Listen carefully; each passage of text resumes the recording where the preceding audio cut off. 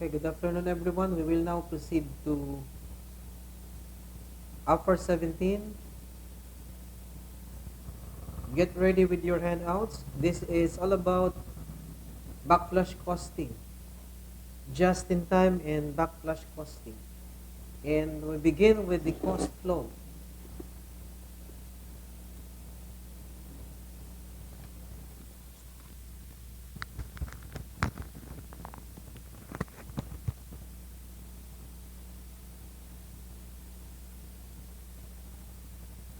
Okay, recall ladies and gentlemen dun sa traditional flow ng manufacturing cost that we introduced in Afar 15, ano? Nung nag-discuss tayo ng job order costing.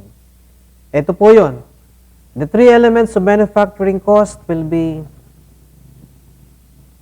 accumulated in the work in process and then transferred to finished goods, and then when sold, cost of goods sold. Ngayon, sa tinatawag na backflash costing, which is applied pag just-in-time manufacturing, yung flow ng manufacturing cost ay different from the traditional. Yung just-in-time, ladies and gentlemen, that is a demand pull system. Ang philosophy dyan is inventories, if it cannot be outrightly eliminated, at least it must be minimized. As in, materials are purchased just in time or right in time for use. And the products are manufactured just in time for sale or for delivery. Ang karaniwan na ginagamitan ng ganito, yung mga mabibilis ang manufacturing cycle. In a day or in a day or two, or even a week, for example, matatapos yung process.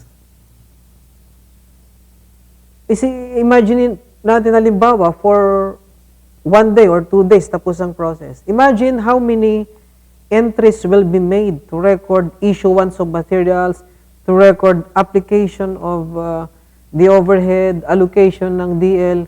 Napakaraming recording na mangyayari pag traditional.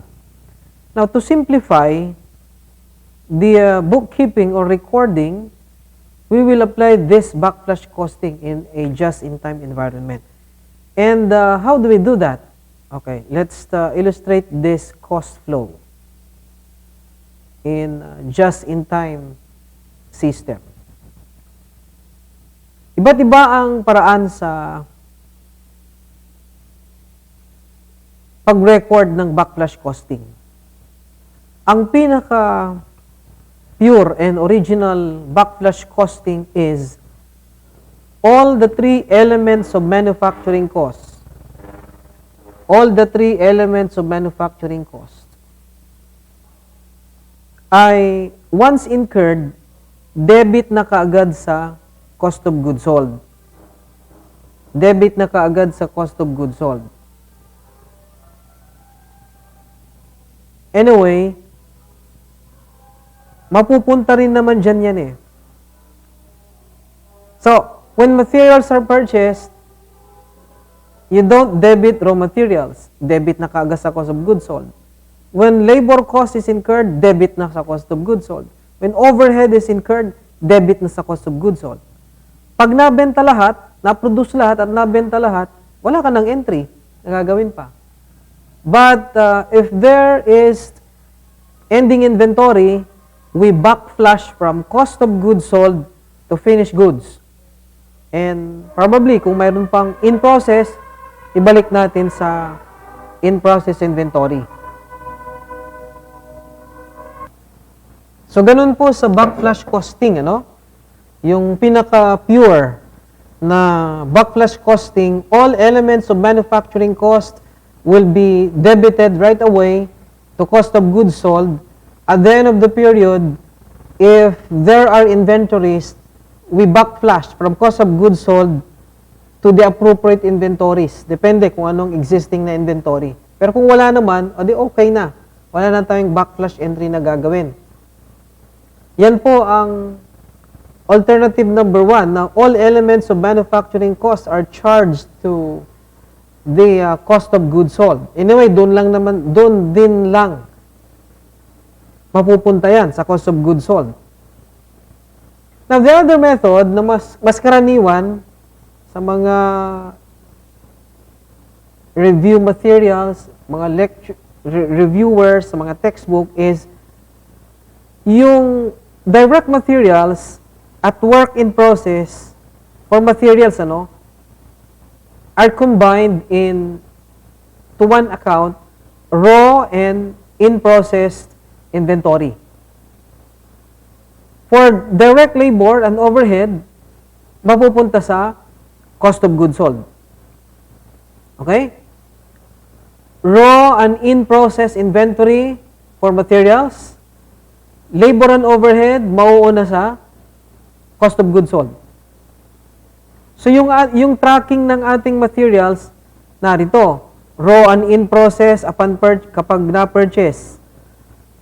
Pag natapos yung production, raw and in-process pupunta sa finished goods. Then, pag nabenta, finished goods to cost of goods sold. At the end of the period, the conversion cost of the inventories are estimated and then iba-backflash natin yon.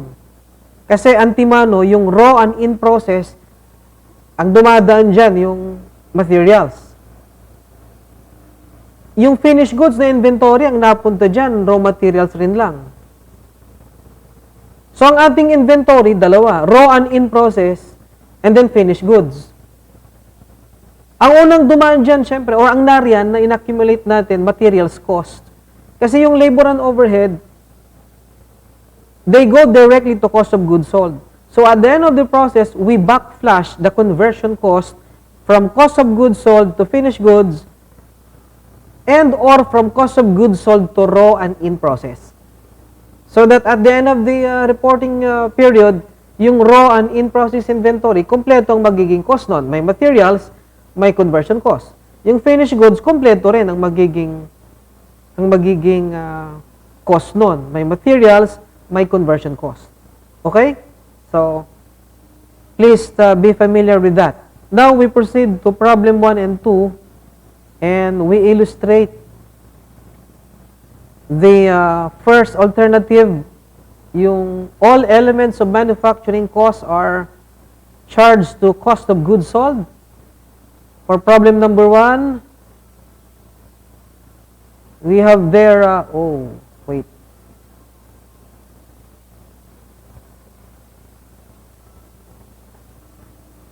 Austin Tech.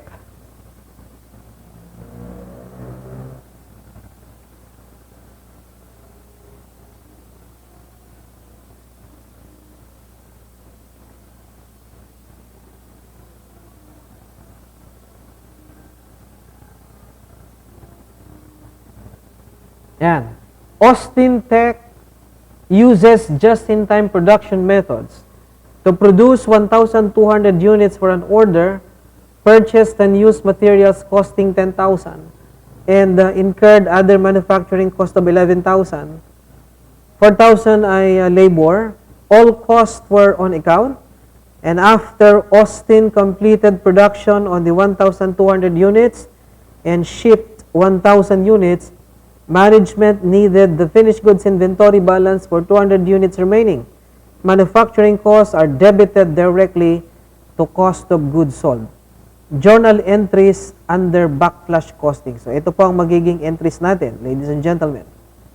This is very simple. When materials are purchased, normal entry nun, pagdating sa traditional, debit raw materials, then credit accounts payable, hindi ba? Tapos pag in-issue mo, ilipat mo sa work in process, debit work in process, debit to work in process and credit to raw materials. And then yung labor and overhead, debit din sa work in process, credit to salaries and wages payable, and then applied factory overhead. Pag natapos ang production, credit sa work in process at debit to finished goods. Pag nabenta, debit to cost of goods sold, credit to finished goods. Pero ito, all elements of manufacturing costs are debited right away to cost of goods sold. And if there are inventories at the end of the period, we backflash from cost of goods sold back to the inventories. In this case, dahil na-produce naman lahat, finished goods. So, to record purchase of materials, debit cost of goods sold, and credit accounts payable 10,000. To record the other manufacturing costs, labor and overhead, debit cost of goods sold, 11,000. Yung 4,000 na labor ay, of course, to wages payable or salaries and wages payable. And for the overhead, accounts payable, 7,000. O, di nasa cost of goods sold na lahat. Kaso hindi nabenta lahat. Na-produce yung 1,200 units, total cost of 21,000. We determine the cost of 200 units. 21,000 over 1,200 times 200, 3,500. So, i-backflash natin, i-set up natin yung finished goods inventory, debit finished goods, 3,500, credit cost of goods sold, 3,500. So, yung lalabas na cost of goods sold dyan, of course, hindi 21, ano? 21 minus 3,500. And that is 17,500, I think, ano? Yan. Yan po ang ating charge directly to cost of goods sold. Problem number 2.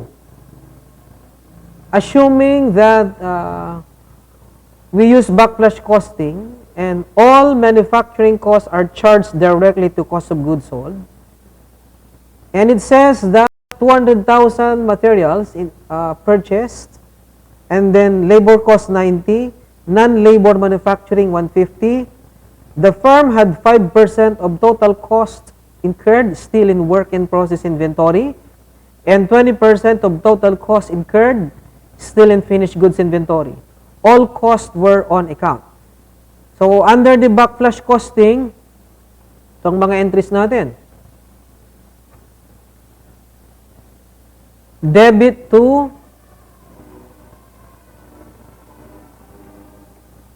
cost of goods sold, credit accounts payable to record purchase of raw materials.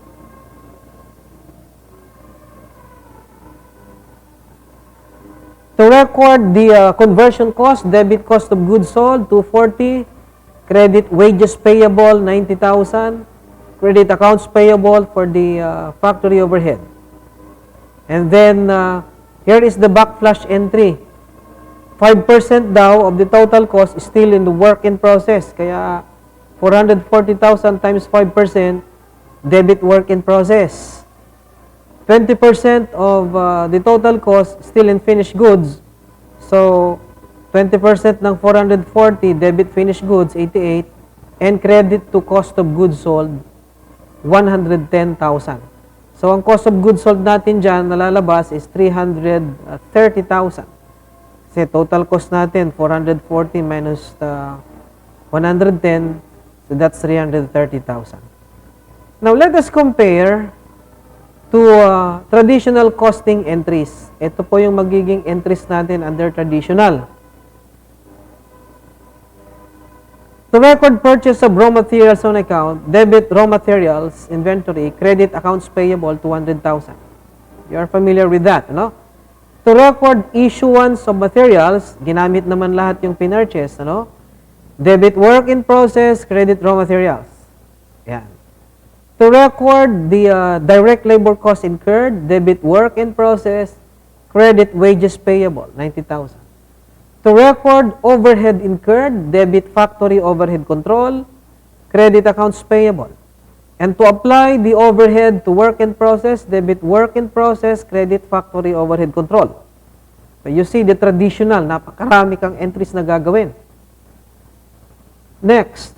So ang ating total debits to work in process ay 440, ano? 200 plus 90 plus 150, that's 440,000. Ang ending work in process natin ay 22,000 kasi 5% ng 500 5% ng 440. So, total cost, total manufacturing cost minus ending work in process, yun po ang CGM. Wala tayong beginning work in process, ano? And to record that, debit to finished goods and credit to work in process. Ayan. Next, we record the cost of goods sold. The ending finished goods is 88,000, ano? Or 20% ng 440. So, CGM plus beginning finished goods.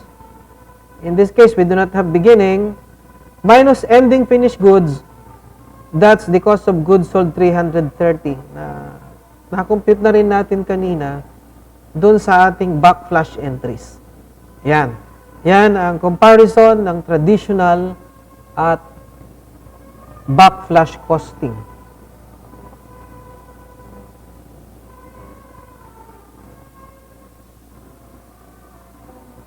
That is the very simple class, ano? Familiar na kayo dyan sa mga entries na yan. At yung backflash costing na all cost charged to cost of goods sold, napakadali, napakasimple. Basta alam ninyo yung gagawin ninyo. Pababalikin ninyo sa inventories mula sa cost of goods sold. Next, we illustrate another alternative, yung gagamit ng raw and in-process inventory.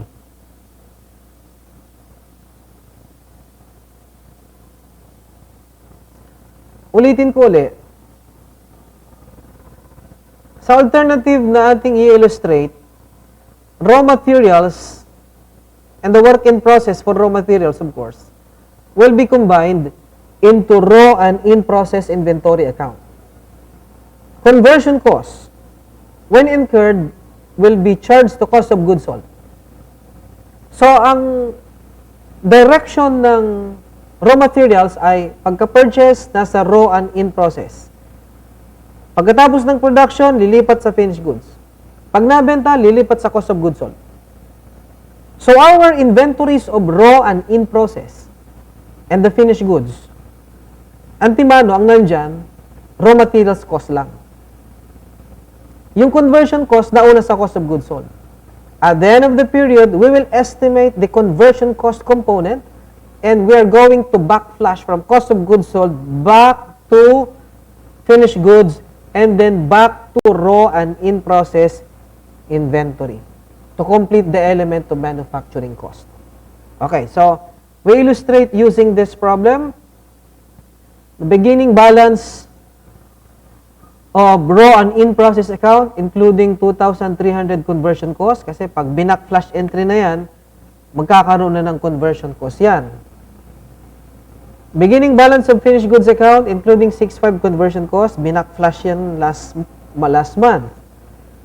Raw materials received on credit for 56,000. Ending raw and in-process inventory per physical count including conversion. And ending finished goods per physical count including conversion.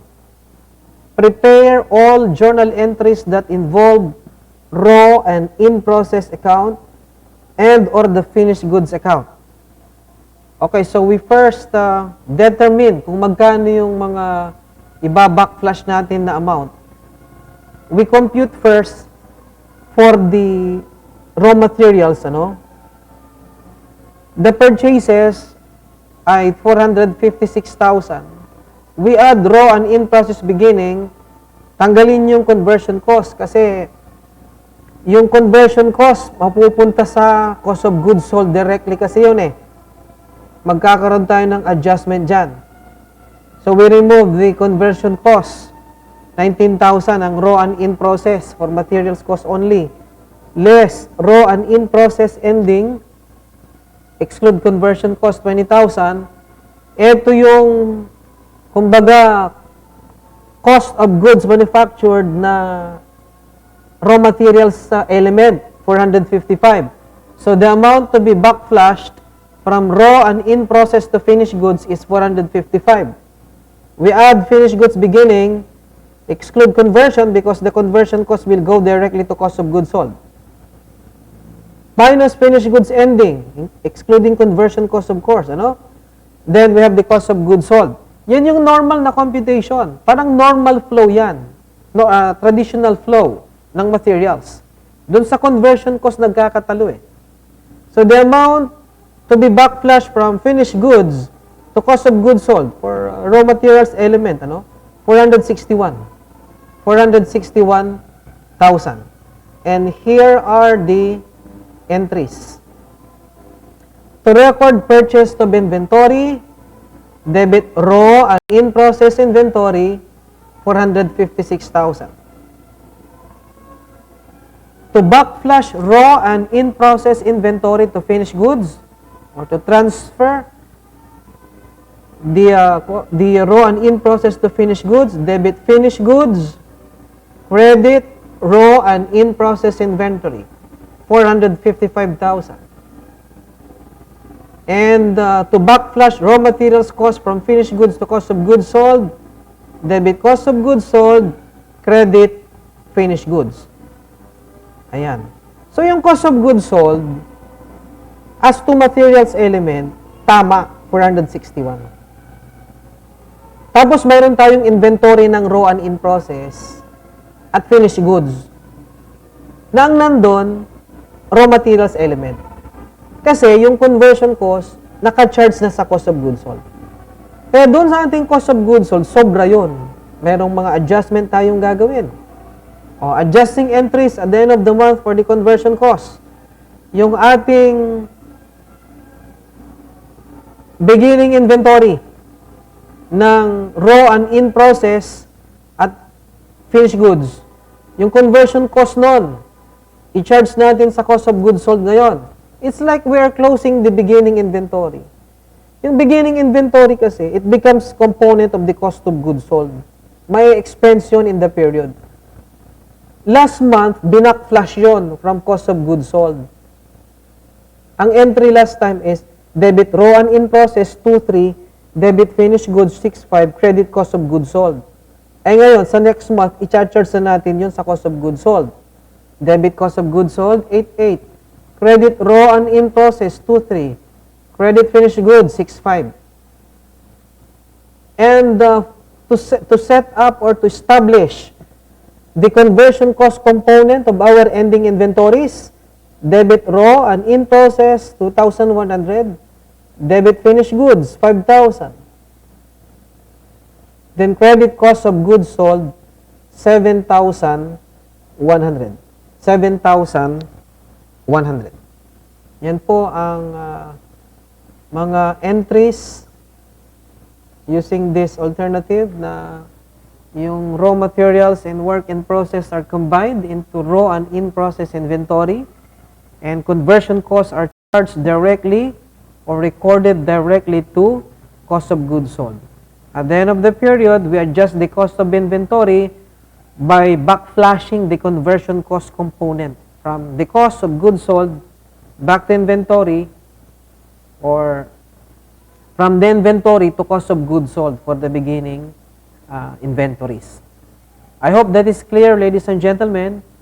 Hindi naman mahirap na topic ito kung tutuusin. Basta alam ninyo yung general principle sa costing. Pababalikin nyo lang naman dun sa inventory cost Nauna sa cost of goods sold, kaya pinababalik natin sa inventories. Okay? Next, for problem number 4, very similar to problem number 3 actually. They're the same, same principle. Ko-compute nyo muna yung raw materials to be backflashed to finished goods and to cost of goods sold. Para lang kayong nagko-compute ng direct materials used at saka CGM at saka cost of goods sold. Yung purchases ng raw materials, add raw and in-process beginning, tanggalin nyo yung conversion cost doon. Excuse me. Kasi yung conversion cost, charge natin sa cost of goods sold kaagad. Raw and in-process ending, exclude the conversion cost because we will backflash that to cost of goods sold. That is the amount of raw and in-process inventory to finished goods. Then add finished goods beginning, excluding conversion cost, of course, less finished goods ending, excluding conversion cost, and you have cost of goods sold. From finished goods to cost of goods sold as to raw materials component. Okay? So, here are the entries. To record the purchases on account, debit raw and in-process inventory, 222,000. To backflash raw and in-process to finished goods, debit finished goods, credit raw and in-process. To backflash raw materials cost from finished goods to cost of goods sold, debit cost of goods sold, credit finished goods. And the adjusting entries, tulad ng ginawa natin kanina, yung mga conversion cost ng beginning inventories, i-charge natin sa cost of goods sold. At yung mga conversion cost ng ending inventories, we backflash from cost of goods sold to the appropriate inventories. Ayan. That's the second alternative. May mga iba pang alternative that will use trigger point ng recording. Halimbawa, ang trigger point is purchase of materials or production or sales. Yun naman ang yung trigger point na tinatawag is the instance na ang entry ay dapat gawin. And we will illustrate that using the multiple choice questions na lang sa ating handouts. So we proceed to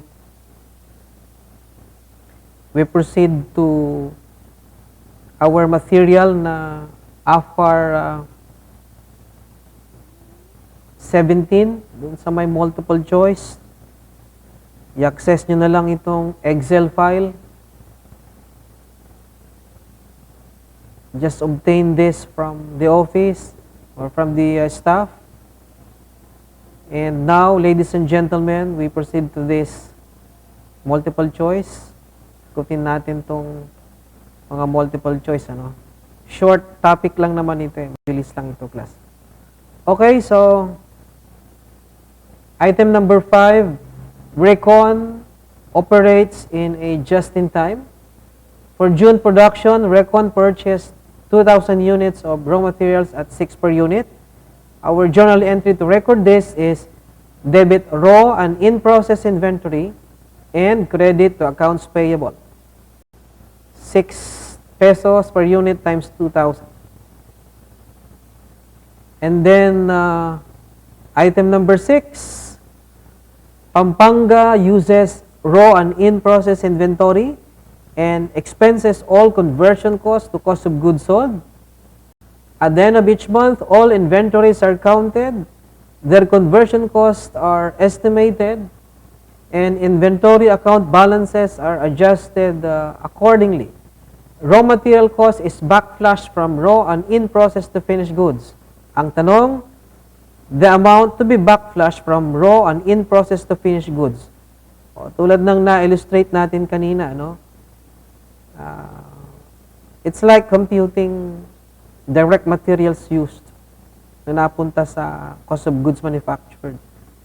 So, purchases, 367,000 plus beginning raw and in-process, excluding the conversion cost. So, yan ay 29,600 minus ending raw and in-process inventory, exclude, of course, the conversion cost na 1,800. So, that will be 367,000 plus 29,600 minus 31,200. The amount to be backflashed from raw and in-process to finished goods is 365,400. Next, number 7, which of the following represents a reason management would use just-in-time methods. Just-in-time or JIT philosophy, ang purpose niyan is to eliminate inventories actually. And we will purchase materials just in time for use in production, and we produce the products just in time for sale. So to provide finished goods just in time for sale. Kasi yung traditional push system, wala pang order, nagpo-produce. Pag-i-stock ng inventory. Pag may order, we push from the finished goods department to the sales department. Pero pagdating sa just-in-time, it's a demand pull system. Pag may nag-order, magpo-produce tayo. At dahil magpo-produce tayo, magpo-purchase ng raw materials. So, we purchase raw materials, we pull from our suppliers.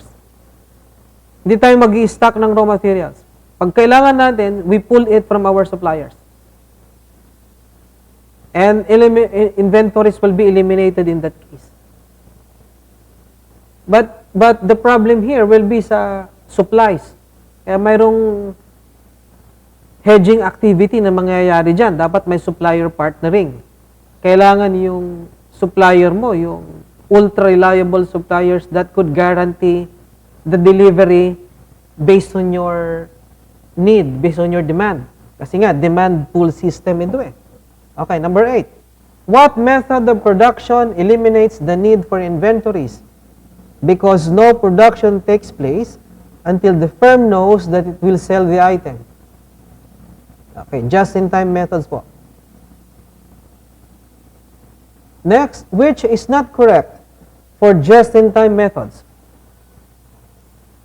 Materials are obtained just in time for production and to provide finished goods just in time for sale. That's correct.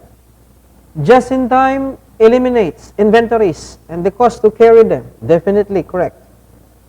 Just in time compels workers to immediately correct a process making defective units. That's correct because the quality and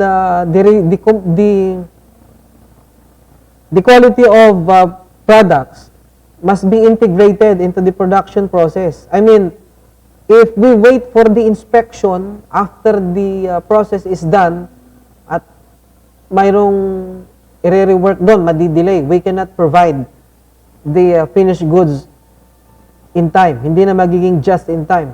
Kaya immediately, if there is defective unit, immediately it must be corrected. Just in time relies on cheap, low-quality materials from multiple suppliers to meet production objectives. Yan ang mali. Kasi sa just in time, ultra-reliable suppliers, few ultra-reliable suppliers that could guarantee the quality of materials. Kasi ito, ladies and gentlemen, pagka-purchase, diretso na sa production. Yung traditional kasi, wala pang order ng customer, magpro-produce na. At magpro-produce na, magpro-purchase ng raw materials. Mag-i-stock ng raw materials nga, kahit hindi pa kailangan eh. Ang traditional process ng purchase is, you order, i-receive, i-inspect, i-issue. Pero pag just in time, we eliminate non-value adding activity. Pagka-purchase, diretso sa production, eliminating the need for inspection. Kaya we need to have a supplier who can deliver standard quality materials, not substandard. And few suppliers, of course, reliable suppliers. Yan ang element ng just in time. So this one is incorrect. Next. Accounting in just-in-time environment charges all costs directly to cost of goods sold and charges them to inventory accounts when needed, using which of the following costing? Yan po yung backflash. Next, which of the following is not one of the benefits of using just-in-time? Mabilis kasi ang process sa just-in-time. We do not stock inventories. We eliminate inventories actually. So the areas previously used to store inventories, they become available for other use. That's one benefit. That's one benefit. Also, the throughput time or manufacturing cycle time. Mabilis, magiging mabilis ang production cycle natin because the non-value adding activity like storage, inspection, move time, queue time, they will be eliminated. Or at the least, they will be minimized. And bibilis yung throughput. Defect rates are reduced because the quality is integrated in the process. And because we can provide the units in time, there will be greater customer satisfaction. Less waste and greater customer satisfaction. Answer letter A. Working capital will be bolstered instead. It's not reduced. Kasi mabilis yung cycle ng process. Mamamaximize mo yung inventory. Working capital. Mabilis kasi yung sale dyan Mula dun sa inventory, pagka-deliver, accounts receivable or cash, mabilis yung cycle. So working capital is bolstered, not reduced. Next, number 12, a company moving from traditional manufacturing to just-in-time will probably see blank in the number of units of its suppliers. Sandali, may ayusin ko to. Ayan.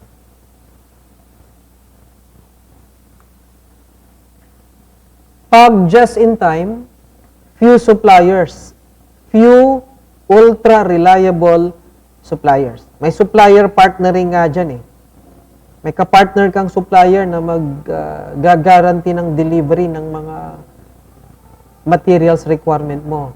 So, you can expect na under just-in-time, decrease in the number of suppliers. Yung traditional kasi, maraming suppliers doon. Marami kang kinakanvas, marami kang pinagpipilian. Pero dito sa just-in-time, few reliable suppliers. Okay? Next, we go to number 13 through 15. Ito yung binanggit ko kanina na trigger points, Conversion cost is the only indirect manufacturing cost. Journal entries are recorded when materials are purchased and when conversion costs are allocated under backflash costing. So, ang trigger point natin, dalawa. Sa materials, when purchased. Kasi yung materials, pwede rin namang i-record yon when units are produced or when units are sold. Ngayon, kung when materials are purchased, nare-record na, gagamit tayo ng raw and in process. Kung ang raw materials are recorded when production is complete, debit finished goods kaagad, credit accounts payable.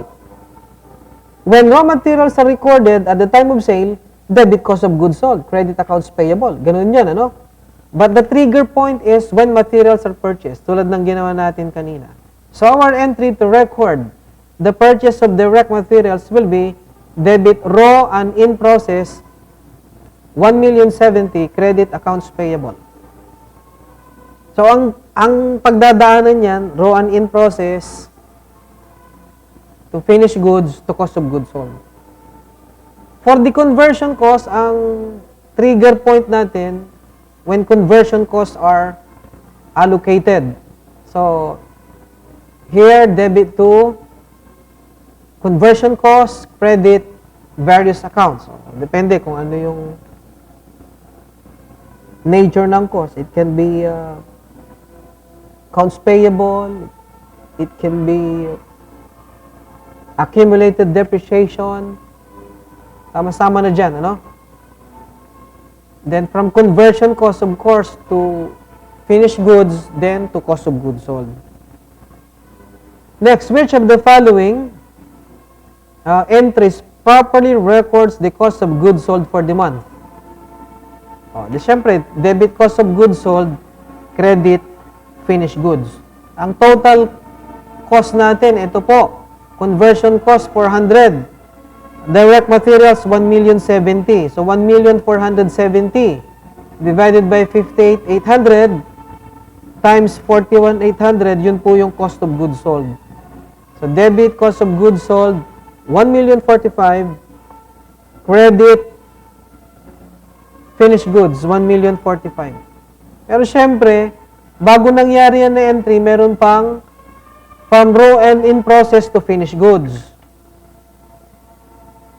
From conversion cost to finished goods. Anyway, last item, 16 to 18.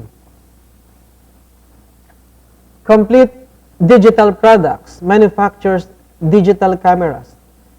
And the trigger point when materials are purchased and when units are sold. Ayan, ano? So, dalawa yung trigger point natin.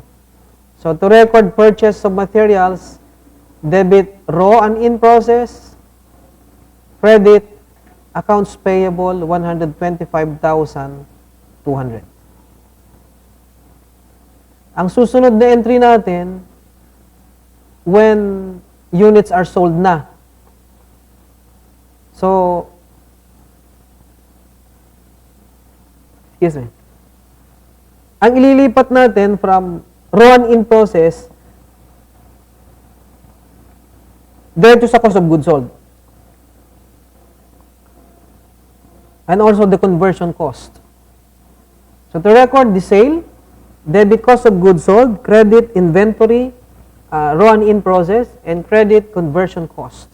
42,375. I-compute ninyo dyan yung materials, 125,200 over 40,000. And then, times 37.5. Ganon din sa conversion cost. 40,000 over, 45,200 over 40,000 times 37,500. Yan. And last item, which of the following entries would occur if the only trigger point is the production of finished units? Ang trigger point when production is complete. Yun ang first instance na magre-record tayo. So, nung ni-record, pinurchase yung raw materials, wala pang entry noon. Nung natapos, doon natin na-record yung 125,200, naka-debit ka agad sa finished goods. Debit finished goods, credit accounts payable. Debit finished good, credit the conversion cost. Yan. Marami kasing alternative yan, ladies and gentlemen. Tignan nyo to. Marami akong binigay dyan na alternatives. Number 1, manufacturing cost, recorded directly to cost of goods sold. Direct materials, charged to raw and in process, conversion cost to cost of goods sold. Manufacturing cost, recorded to finished goods inventory. Ang trigger point dyan, yung production. Raw materials and conversion costs into one account, raw and in process. Finished goods inventory is debited and raw and in process is credited to record completed goods. Depende sa method yan, ladies and gentlemen. So, aalamin ninyo kung ano ang recording. Karaniwan sa mga na-enkwentro nyo na siguro, yung gumagamit ng raw and in process for materials. At ang conversion cost ay diretso sa cost of goods sold. But, pwede rin namang trigger point yung production ng finished units. Basta alam niyo kung paano i-adjust. Alam niyo dapat kung paano i-adjust yung inventories at yung mga entries ninyo. Okay? So, that completes our Afar 17, our just-in-time and backflash costing. Thank you for listening. Until our next session for Afar 18, Afar 19, and Afar 20. Goodbye.